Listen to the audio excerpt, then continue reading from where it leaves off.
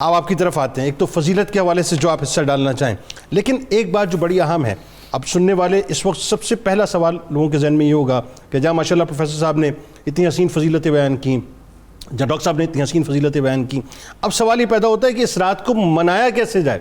کون سے ایسے اعمال ہیں جن کو کر کے وہ جو بخشش کے پروانے ہمارے لیے لکھ میں تو کہتا ہوں لکھ دیے گئے، اس کی رحمت تو تلاش کر رہی ہے، بس صرف داخل ہونا ہے، کیا فرمائیں گے؟ بسم اللہ الرحمن الرحیم۔ محترم جنید بھائی، آپ نے بہت ہی اچھا سوال کیا اور ساتھ ہی مجھے موقع بھی دیا کہ میں پچھلی گفتگو کو بھی تھوڑا سا جوڑ لوں۔ ایک بات ابھی ہوئی تھی کہ آپ نے فرمایا تھا کہ حضرت اماں عائشہ صدیقہ رضی اللہ تعالیٰ عنہ کا بھی ہم پر یہ احسان ہے کہ آپ بقیع میں تشریف لیں۔ جی یہاں ایک سوال ہے کہ احادیث میں جب سیدہ عائشہ صدیقہ رضی اللہ تعالیٰ عنہ وہاں تشریف لے جاتی ہیں تو نبی اکرم صلی اللہ علیہ وسلم پوچھتے ہیں کہ کیا تم اس بات سے ڈر گئیں کہ اللہ اور اس کا رسول تمہارے ساتھ کوئی ناانصافی کریں گے؟ یہاں پر جو جواب سیدہ عائشہ صدیقہ رضی اللہ تعالیٰ عنہ نے دیا ہے وہ جواب آپ نے قطعاً ایسا لفظ نہیں کہا کہ حضور ہاں ایسا ہی تھا، لیکن جو آپ نے ارشاد فرمایا وہ کیا تھا؟ آپ نے عرض کیا یا رسول اللہ ظننت انک اتیت بعض نسائک، میرا خیال تھا کہ آپ اپنی کسی دوسری بیوی کے پاس گئے ہوں گے۔ اب سوال یہ ہے کہ اگر آپ کا خیال یہ تھا کہ حضور سید عالم صلی اللہ علیہ وسلم کسی دوسری زوجہ محترمہ کے ہاں گئے ہیں تو پھر آپ کو ازواج مطہرات کے دروازوں پہ دستک دینی چاہیے تھی، بقیع تک کیسے آئیں؟ بقیع تو قبرستان ہے۔ سیدہ عائشہ صدیقہ رضی اللہ تعالیٰ عنہ کا خیال کے مطابق ان کو وہاں جانا چاہیے تھا ازواج مطہرات کے دروں پر، لیکن یہ بقیع تک کیسے پہنچی؟ تو اس کا جواب یہ ہے، قبرستان ہے بقیع، آج اس کا نظر آ رہا ہے کہ گنبد خضرا سے فاصلہ تھوڑا ہے، لیکن اس زمانے میں جب گلیاں تھیں، مکانات تھے تو ایک فاصلہ تھا، آبادی سے باہر تھا قبرستان۔ کیسے؟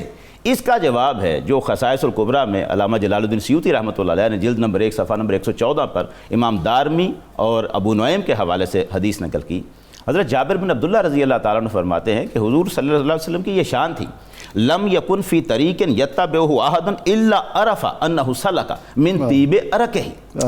حضور جب کسی بھی راستے سے چلا کرتے تھے، گزرا کرتے تھے، تو آپ کے بعد جب بھی کوئی اس راستے میں آتا تھا تو حضور کے پسینہ مبارک کی خوشبو سے جان جاتا تھا۔ اللہ اکبر بھائی، سبحان اللہ۔ ازواج مطہرات کے دروں پہ تو دستک دی ہوگی، پتہ کیا ہوگا، سبحان اللہ۔ جب وہاں نہیں ملے تو پھر خوشبو کو سونگتے سونگتے بقیع کے قبرستان۔ اللہ اکبر، اللہ اکبر۔ اب جب یہ معاملہ ہوا تو اب اس سے آگے جو آپ کا سوال، اچھا پھر وہی اب ذرا یہ بھی لوگوں کے ذہن میں رہے 1450 برس پہلے روشنیوں کا انتظام ایسا روشنیوں کا نہیں کوئی ہے، انتظام تاریخ رات ہے، لیکن رات تو تاریخ تھی، لیکن جلوہ مصطفیٰ تو روشن کر رہا تھا نا۔ سبحان اللہ۔ اب جانے والے سراج منیرات ہے بھائی، کیا بات، جانے سراج منیرات ہے، کیا بات۔ اگلی بات جو ارشاد آپ نے فرمائی کہ ہمیں منانا کیسے چاہیے، تو میں عرض کرتا ہوں ہمیں شب برات اسی طرح گزارنی چاہیے جیسے ہمیں نبی اکرم صلی اللہ علیہ وسلم نے تعلیم دی ہے۔ بتائیے۔ آپ کی تعلیم آپ کی سیرت سے بھی ہے اور آپ کی حدیث سے، فرمان سے بھی، یعنی آپ نے خود کر کے بھی دکھایا اور آپ سید صلی اللہ علیہ وسلم کے فرمان اقدس میں بھی بات آئی۔ سب سے پہلے میں یہ عرض کرتا ہوں یہی والی حدیث جو ہے جو حضرت عائشہ صدیقہ رضی اللہ تعالیٰ عنہ والی ہے، جامع الحدیث میں علامہ جلال الدین سیوطی نے 43338 نمبر اور شعب الایمان میں امام بیہقی نے جلد نمبر 3 صفحہ نمبر 383 پہ اس کے اندر الفاظ لکھے ہیں۔ حضرت عائشہ صدیقہ رضی اللہ تعالیٰ نے فرماتی ہیں جب میں گھر سے نکلی فَأَدْرَكْتُهُ بِالْبَقِيعِ، تو میں نے حضور کو بقیع کے قبرستان میں پایا، يَسْتَغْفِرُ لِلْمُؤْمِنِينَ وَالْمُؤْمِنَاتِ وَالشُّهَدَاءِ، حضور وہاں کھڑے ہو کر مومن مردوں، عورتوں اور شہداء کے لیے دعائے مغفرت فرماتے ہیں۔ اللہ اکبر، اللہ۔ پہلا کام تو یہ ہے جو سنت نبوی سے ہمیں مل رہا ہے کہ ہمیں اس رات میں اپنے سارے مومن بھائیوں، مومن بہنوں، مومن مردوں عورتوں کے لیے، شہداء کے لیے دعا کرنی ہوگی، یہ سنت رسول۔ سبحان اللہ، سبحان۔ یہی حدیث جب تھوڑا سا ہم آگے چلتے ہیں تو فضائل الاوقات میں بھی امام بیہقی نے نقل کی، حدیث نمبر 26، وہاں پر حضرت عائشہ صدیقہ رضی اللہ تعالیٰ نے فرماتی ہے کہ میں نے جب دیکھا سید عالم صلی اللہ علیہ وسلم بقیع میں دعا فرما رہے تھے، میں نے سوچا میں دنیا کے خیال میں تھی اور حضور تو اپنے رب کے کام میں لگے ہوئے ہیں، میں واپس آ گئی، میں ابھی گھر پہنچی ہوں، سرکار دو عالم صلی اللہ علیہ وسلم بھی تشریف لے آئے، میرا سانس پھولا ہوا تھا، آپ نے پوچھا تیرا سانس کیوں پھولا ہوا ہے، بتایا کہ حضور اس طرح معاملہ، وہ سارا معاملہ ہونے کے بعد سرکار دو عالم صلی اللہ علیہ وسلم نے ارشاد فرمایا یا عائشہ اتأذنین لی فی قیام ھذہ اللیلہ، مجھے اجازت دیتی ہو کہ میں اس رات اللہ کی بارگاہ میں قیام کر لوں؟ اللہ۔ سیدہ عائشہ صدیقہ رضی اللہ تعالیٰ عنہ نے عرض کیا حضور بے ابی و امی، آپ سرکار میرے ماں باپ آپ پر قربان، آپ قیام فرمائیں۔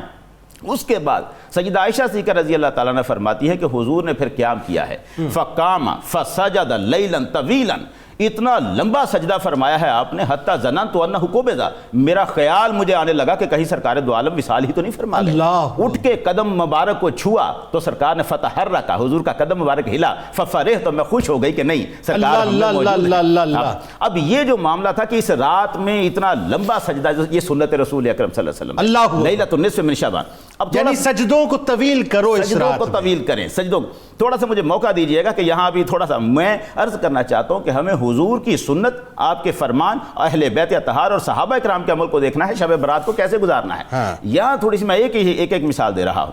اب حضرت علی رضی اللہ تعالیٰ عنہ کی جو روایت ہے، جسے سنن ابن ماجہ میں 1388 نمبر حدیث کے تحت نقل کیا گیا ہے، اس میں حضور سید عالم کا ارشاد یہ ہے، جب رات آ جائے، اذا کانت لیلۃ النصف من شعبان فقوموا لیلھا وصوموا نہارھا، جب 15 شعبان کی رات آتی ہے تو اس کی رات میں قیام کیا کرو اور اس کے دن میں روزہ رکھا کرو۔ سبحان اللہ۔ اس کا مطلب ہے ہمیں تو حضور فرما رہے ہیں کہ رات کو قیام کرنا ہے، رات کو عبادت کرنی۔ خود حضرت علی رضی اللہ تعالیٰ عنہ کا اپنا عمل کیا ہے، امام ابن جوزی نے التبصرہ کتاب کی جلد نمبر 2 صفحہ نمبر 21 پہ لکھا، وہ یہ فرما رہے ہیں کہ حضرت علی رضی اللہ تعالیٰ عنہ کا فرمان ہے، یعجبنی ان یفرق الرجل نفسہ فی 4 لیال، مجھے یہ بات بہت پسند ہے کہ 4 راتوں کے لیے آدمی اپنے آپ کو عبادت کے لیے فارغ کر لے، کسی اور کام میں مصروف نہ ہو۔ 4 راتیں ایسی ہیں، میرا دل کرتا ہے کہ آدمی فارغ ہو جائے سارے کاموں سے اور ان 4 راتوں میں عبادت کرے اللہ کی۔ وہ 4 راتیں کون سی ہیں؟ اب آپ فرماتے ہیں لیلۃ الفطر و لیلۃ الاضحیٰ و لیلۃ النصف من شعبان و اول لیلۃ من رجب۔ سبحان اللہ۔ لیلۃ الفطر